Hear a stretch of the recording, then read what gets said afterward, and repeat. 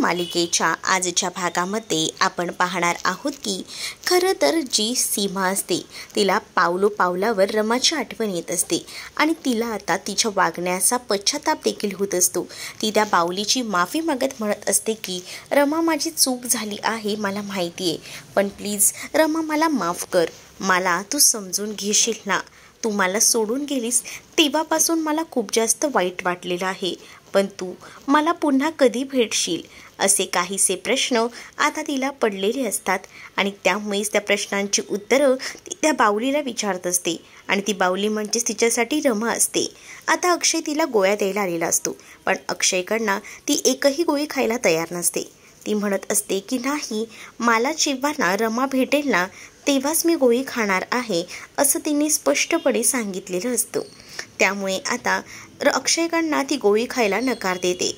अक्षयकडनं ती गोळ्या खायला नकार देते तेव्हा कुठेतरी आता अक्षय तिला समजावतो आणि म्हणतो की रमा येणारच आहे, तू ही गोळी खाऊन घे।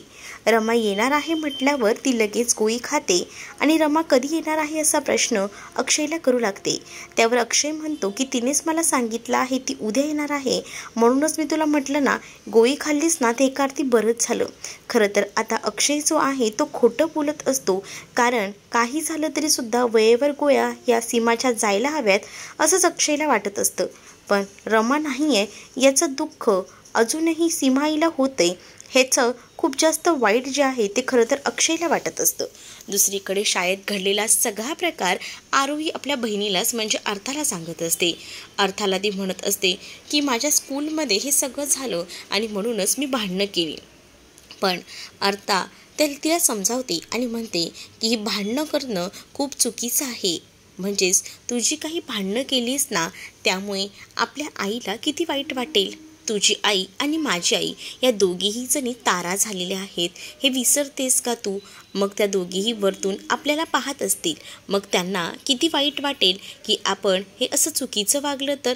मग तुझ्या आईला सुद्धा वाटेलच ना वाईट। रुई म्हणते की हो ते तर आहेच ग, पण तुझ्या आईचा फोटो तरी निदान तुझ्याकडे आहे आणि तुला माहिती तरी आहे की तुझी आई कशी दिसते ती।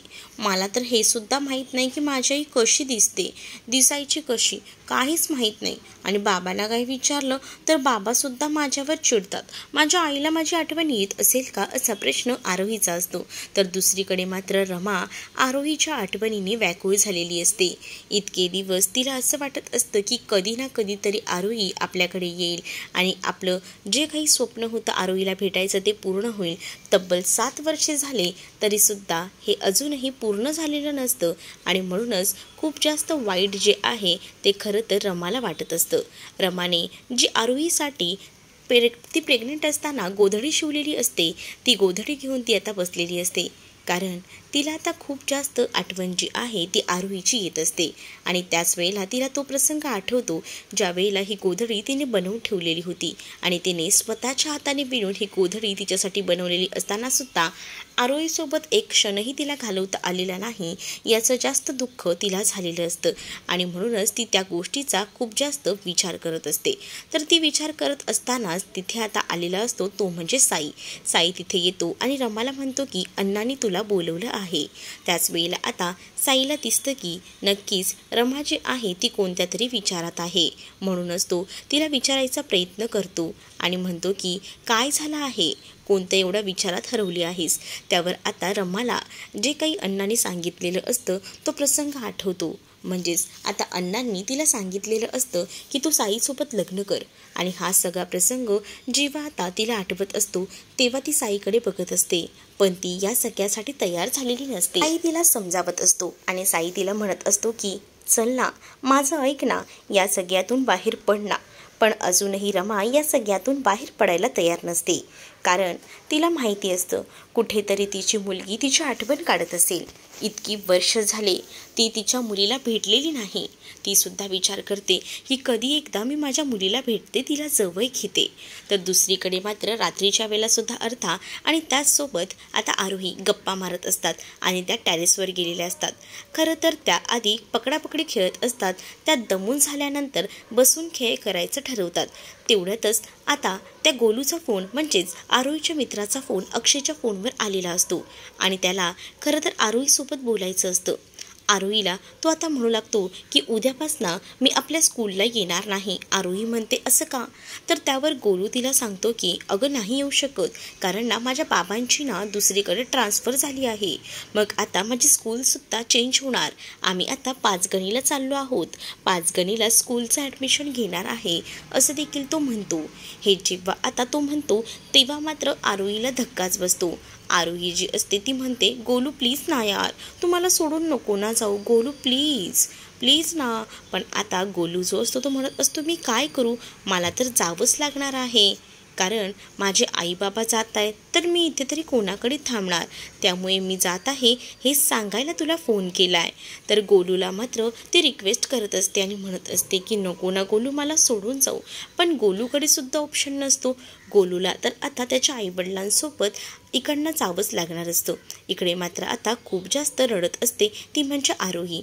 आरोही म्हणत असते की बघा ना बाबा, गोलू मला सोडून चाललाय. आता या स्कूलमध्ये माझे कोणीच फ्रेंड नाही आहेत, फक्त माझा गोलू फ्रेंड होता. सगळेच माझ्यासोबत खूप जास्त वाईट वागतात. आता गोलूसुद्धा मला सोडून गेला तर मग मी काय करू. गोलू म्हणत असतो की तू काळजी करू नको, सगळं ठीक होईल. पण त्याच वेळेला खरं तर आता अक्षयसुद्धा आरोहीला समजावतो आणि आपण गोलूला पुन्हा कधीतरी भेटायला जाऊया असं म्हणतो. पण नाही, मलासुद्धा गोलूसोबतच पाचगणीला जायचं आहे असं ती म्हणत असते. पाचगणी इथून किती लांब आहे असा प्रश्न देखील अक्षयला तिने केलेला असतो. तर अक्षय जो आहे तो आता म्हणत असतो की पाचगणी इथून या डोंगराच्या मागे आहे, म्हणजेच आपल्यापासून खूपच जवळ आहे. तब्बल 3 तास तरी लागतात आपल्याला पाचगणीला जायला. मग मला घेऊन चला ना गोलूकडे, मला गोलूकडे जायचं आहे, गोलूला भेटायचं आहे असा हट्ट ती ठेवत असते. तर आरतासुद्धा आता तिला समजावते आणि तू लवकरच, मामाने प्रॉमिस दिलंय ना तुला, मग मामा तुला घेऊन जाईल, तू काळजी करू नकोस असं देखील आरोहीला बोलून समजावत असते. परंतु आरोही हट्ट धरून ठेवते. म्हणूनच आता आरोहीला अक्षय जो आहे तो प्रॉमिस देतो आणि म्हणतो की मी तुला प्रॉमिस देऊन सांगतो, मी तुला पाचगणीला घेऊन जाईल, पण आता नाही, थोड्या दिवसांनी, कारण आता सगळं काही व्यवस्थित सेट होऊ दे. तोही आताच तिथे गेला आहे ना, मग आपण लगेच जाऊन उपयोग नाही असं देखील आता जो अक्षय असतो तो आरोहीला कसं बसं समजावतो आणि तिला या सगळ्यासाठी तयार करतो. पण आरोहीला आता स्कूलमध्ये जायचा सुद्धा कंटाळा आलेला असतो, कारण तिला माहिती असतं की आता स्कूलमध्ये गेल्यावर सगळीच मुलं तिला चिडवणार आणि तिला पुन्हा हिणवणार आणि हे सगळं काही खरं तर तिला नको असतं. आणि म्हणूनच तिला आता त्रास होत असतो ती एकट्या पडल्याचा. ती विचार करते की नाही, मला काही झालं तरी गोलूबरोबरच त्या स्कूलला जायचे आणि त्यासाठी तिचे बरेच प्रयत्न जे आहेत ते आता सुरू असतात. दुसरीकडे मात्र आता खरं तर एक तारासुद्धा आकाशात तुटलेला असतो आणि त्या ताराकडे बघत ती म्हणत असते की बाप्पा बघा ना, वर तारा तुटला आहे. मग हा तारा कुठे गेला? हा तारा ना त्या डोंगराच्या पलीकडे गेला असं देखील आता अक्षय सांगतो. मग डोंगराच्या पलीकडे तर पाचगणी आहे हे सुद्धा अक्षयने सांगितलेलं असतं. मग तो तारा पाचगणीमध्ये पडला का? म्हणजे आईला ती तारा समजत असते. दुसरीकडे पुन्हा एकदा आरता आणि त्याचसोबत आरोही ह्या टेरेसवर बसलेल्या असतात. आरोही टेरेसवर बसलेली असताना अर्थाकडनं खूप सुंदर अशी अंगाई गीत ऐकत असते. खरं तर ती पोयम संपल्यानंतर ती म्हणत असते की बघ ना, आकाशात किती तारे आहेत, तुला यातला कोणता तारा माझी आई आणि तुझी आई वाटते? तर आकाशात 2 तारे चमकत असतात. त्यावर आर्था तिला म्हणत असते की बघ, ती माझी आई आहे आणि ती तुझी आई, दोघीही कशा आकाशात आहेत बघ. आणि त्याच वेळेला आता तू तरी तुझ्या आईला पाहिलंय, मी माझ्या आईलाही पाहिलेलं नाही असं पुन्हा एकदा आरोही आर्थाला म्हणत असते. आर्था म्हणते की तू काळजी करू नकोस, सगळं काही नीट होईल. त्याचसोबत तो तुटलेला तारा, म्हणजेच जे आकाशात तारे असतात त्या तारांकडे दोघीही जणी बघत असतात. एक तारा जो असतो तो अगदीच लांब लांब चाललेला असतो. तर आर्था म्हणते की बघ ना, तो तारा कसा लांब जात आहे, म्हणजेच तो त्या दिशेने चाललाय. जसं बाबा मगाशी म्हणाला होता ना, डोंगराच्या पलीकडले तर आता पाचगणी आहे ना, पाचगणीलाच तर आपला गोलू राहतो. मला गोलूकडे जायचं आहे आणि पाचगणीला ना मला असं वाटतंय ना माझी आईसुद्धा मला भेटेल. म्हणजे बघ ना, तो तारा जो आहे तो पाचगणीलाच पडलाय. दुसरीकडे रमासुद्धा आता भरलेल्या आकाशाकडे पाहत असते. त्याच वेळेला तिला अक्षयचे ते शब्द आठवतात. अक्षयने रमाला म्हटलेलं होतं की आपण जेव्हा आपली आठवण येईल ना तेव्हा असं आकाशाकडे बघायचं, त्या चंद्राकडे बघून मी तुझी आठवण काढीन असं देखील अक्षयने सांगितलेलं असतं. तर इकडे रमा त्याच गोष्टीचा विचार करते आणि तुम्हाला माझी जराही आठवण आली नाही का, मला शोधायचा हे तुम्ही प्रयत्न केला नाही का, असा जाब त्या चंद्राकडे बघून विचारत असते. दुसरीकडे नोकरीचं टेन्शन तर अक्षयला असतंच. तेवढ्यातच तिथे आता ती आलेली असते ती म्हणजे अर्थ आल्यानंतर अक्षयला म्हणत असते की बाबा तुम्ही तारा बघत होतात ना, आईला मिस करताय ना, असं देखील ती त्याला बोलत असते. अक्षय आता निशब्द झालेला असतो कारण तो जॉबचा विचार करत असतो. पण खरं तर आरोहीला असं वाटतं की तो विचार करतोय तो म्हणजे इथे असणाऱ्या त्या ताराचा म्हणजे रमाचा. वर आकाशातला तो तारा ती त्याला दाखवते. आकाशातला तो तारा बघून खरं तर तिला खूप जास्त आनंद झालेला असतो आणि ती आता अक्षयला सांगते की तो तारा त्या डोंगराच्या पलीकडे गेला आहे, म्हणजेच तो पाचगणीला गेला आहे, त्या गोलूच्या इथे. आपण जाऊया ना गोलूकडे. पुन्हा एकदा आता ती हट्ट ठरवते. पण आता तिला तो समजावतो आणि म्हणतो की मी म्हटलं आहे आपण जाऊया, पण आता लगेच नाही, थोडे दिवसांनी जाऊया. आधी त्याला जाऊन तिथे सेट तर होऊ दे, मग आपण गोलूची आणि तुझी भेट घडवून आणूया. मी तुला नेणार आहे, सांगितलं आहे ना. दुसऱ्या दिवशी सकाळी अक्षय आता पूर्ण तयारीला लागलेला असतो. कारण आरोहीचा टिफिन, शॉर्ट ब्रेकचा टिफिन वेगळा, त्याचसोबत ड्रायफ्रूट्सचा टिफिन वेगळा आणि त्याचसोबत लंच ब्रेक, ह्या सगळ्याचे टिफिन तो व्यवस्थित भरत असतो. तर इकडे मात्र आरोही अजूनही झोपलेली असते. आरोही झोपलेली असताना राणी तिला उठवायला जाते. राणी म्हणत असते की उठा ना लवकर, आरोही मॅडम उठा. तर आता आरोही बेडवरनं खालीच पडते.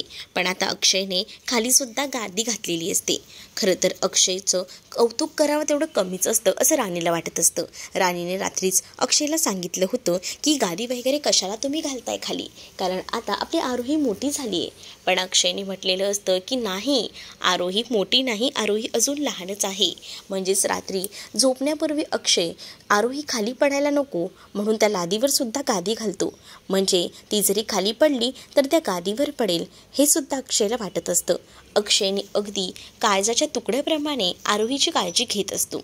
तर हे सगळं आठवून तिला खरं तर बरं वाटत असतं. राणी आता खरं तर आरोहीला उठवायचा प्रयत्न करते, पण आरोही डोळे बंद करूनच असते, कारण तिला पहिल्यांदा सकाळी अक्षयचा चेहरा बघायचा असतो आणि अक्षयला कडकडून मिठी मारायची असते. आरोहीला आता जेव्हा राणी उठवते तेव्हा मात्र राणी आरोहीला सांगत असते की डोळे उघडा, पण इकडे काही आता ती डोळे उघडायला तयार नसते. म्हणून राणी अक्षयला हाक मारून बोलवते. तर अक्षय तिथे येतो. अक्षयला समजतं की राणीला आपला चेहरा पाहायचा आहे सुरुवातीला, म्हणूनच ती डोळे उघडत नाहीये. त्याच वेळेला आता बाबा तू आलास का, तुला माहिती आहे ना मला तुझ्याशिवाय करमत नाही रे, आणि तू असा माझ्यापासून लांब जाशील तर मला नाही आवडणार. त्याच वेळेला आता ती काही डोळे उघडत नसते. अक्षय तिला गुदगुदल्या करतो, त्याबरोबर ती डोळे उघडते. जेव्हा ती डोळे उघडते ना तेव्हा अक्षयला म्हणते की बाबा तुला माहिती आहे ना, सकाळी मला तुला पाहायला पहिल्यांदा आवडतं, तुझ्याशिवाय माझा दिवसच चांगला जात नाही. मग दोघंही जण स्माईल करतात आणि आता पटापट आपल्याला फ्रेश व्हायला हवं, स्कूलला जायचं आहे ना, मग चल मी तुला पटकन तयार करतो, असं अक्षय आरोहीला म्हणतो. तर राणीला बाकी सगळं काही तो आवरायला सांगतो आणि त्यानंतर तो आता आरोहीला घेऊन वॉशरूममध्ये जाणार असतो. कारण आरोहीचं ब्रश त्यापासून आरोहीची सगळी A to Z तयारी अक्षय करत असतो. खरं तर त्याला नोकरी नसते, पण त्याचसोबत आरोहीकडे लक्षसुद्धा त्याचं तितकंच असतं. आरोहीला घेऊन तो आता वॉशरूममध्ये गेलेला असतो. आरोहीला ब्रश देतो आणि आरोहीला सांगत असतो की व्यवस्थित दात घास, वर आणि खाली हे व्यवस्थित ब्रश फिरव, त्याचसोबत साईडला सुद्धा. दात घासून झाल्यानंतर अक्षयला ती आपले दातसुद्धा दाखवते. अक्षय म्हणतो व्हेरी गुड, असेच दात घासायचे. त्याच वेळेला आता अक्षयला तिला सांगू लागतो की बघ, दात व्यवस्थित नाही घासले ना तर दातांना किड्या लागतात, म्हणूनच हे दात अशा पद्धतीने व्यवस्थित घासावे लागतात, असं बोलून अक्षय तिला समजावत असतो. आता अक्षय तिला बोलल्यानंतर ती सुद्धा अक्षयला आपले दात घासले गेले आहेत की नाही व्यवस्थित हे दाखवते. अक्षय म्हणतो मस्त. त्यानंतर आता अक्षयला पुन्हा एकदा ती विषय काढत म्हणत असते की पप्पा आपण जाऊया ना पाचगणीला, प्लीज ना रे बाबा प्लीज. पाचगणीला झाल्यानंतर आपल्याला तिकडे तो गोलूसुद्धा भेटेल आणि आईसुद्धा भेटेल, मला आईचा फोटो दाखव ना. पुन्हा एकदा ती हट्ट धरते. त्यावर अक्षय जो आहे तो चिडतो. अक्षय म्हणतो की तुला एकदा सांगितलेलं समजत नाही आहे का, सारखं सारखं तेच तेच का विषय काढतेस तू. अक्षय जेव्हा चिडतो तेव्हा खरं तर मनातून जी आहे ती नाराज ती आरोही होते. पण आरोही म्हणते की बाबा मला माहिती आहे मी आईचं नाव काढलं की तू चिडतो, तू माझ्यावर नाही चिडत हे माहिती आहे मला. आणि असं बोलून ती अक्षयला मिठी मारते. अक्षय विचार करतो की किती दिवस मी हिच्यापासून तिच्या आईला लांब ठेवू, पण रमाने सुद्धा मला अशी सोडून गेली, तिला सुद्धा काहीच वाटलं नाही. दुसरीकडे अक्षय आता आपलं काम करत गच्चीवर बसलेला असताना तिथे आता खरं तर आरोही गेलेली असते आणि आरोही पुन्हा एकदा पाचगणीला जाण्याचा हट्ट धरते. चल बाबा आजच चल, मला पाचगणीला जाऊन त्या गोलूला भेटायचे असं हट्ट धरत असताना अक्षय तिच्यावर ओरडतो आणि कुठेही जायचं नाही आहे, मला माझं काम करू दे असं म्हणतो. त्यावर आता आरोही काय करावं या द्विधा मनस्थितीत असते. आरोहीवर अक्षय चिडलेला असतो म्हणून आरोही तिकडनं निघून येते आणि खाली बाप्पाकडे येऊन आता ती प्रार्थना करत असते. बाप्पाला ती म्हणत असते की बाप्पा आता तूच काहीतरी कर ना प्लीज, मला काही झालं तरीसुद्धा माझ्या आईला भेटायचं आहे. तर इकडे मात्र रमाने आधीच सगळ्या कामगारांना कामाला लावलेलं असतं. त्यांच्या एका कंपनीमध्ये एका शेफची गरज असते, कारण ऑलरेडी तिच्या कॅन्टीनमध्ये असणाऱ्या त्या माणसाला तिने काढून टाकलेलं असतं आणि आता शेफ आणि त्याचसोबत शेफची गरज असल्यामुळे ती बातमी जी आहे ती पेपरमध्ये छापून येणार असते. तर दुसरीकडे देवाची प्रार्थना म्हणजेच जी काही प्रार्थना आरोहीने केलेली असते ती आता देवाने ऐकलेली असते. पेपरामध्ये आलेली बातमी अक्षय वाचतो, त्यामध्ये त्याला शेफची नोकरी आहे ते सुद्धा पाचगणीला आणि ते सुद्धा राहायची सुद्धा उत्तम सोय आहे हे सुद्धा कळलेलं असतं. त्यामुळे तो ठरवतो की आता आरोहीला घेऊन लगेचच पाचगणीला जायचं, तिथे राहायची सुद्धा सोय आहे आणि पाचगणीला खरं तर जायचं सुद्धा होतं. माझ्या आरोहीला तिची मनापासून इच्छा होती आणि ती आज इच्छा पूर्ण झाली म्हणून अक्षय सुद्धा खूप खुश असतो. आता अक्षय जेव्हा पाचगणीला आरोहीला घेऊन जाईल तेव्हा रमा अक्षयची आणि आरोहीची भेट कशा पद्धतीने होईल हे येणाऱ्या भागांमध्येच आपल्याला पाहायला मिळेल. तुम्ही जर आपल्या चॅनलवर नवीन असाल तर आपल्या चॅनलला नक्कीच सबस्क्राईब करा. चला तर मग भेटूया पुढच्या भागात. तोपर्यंत टाटा बाय.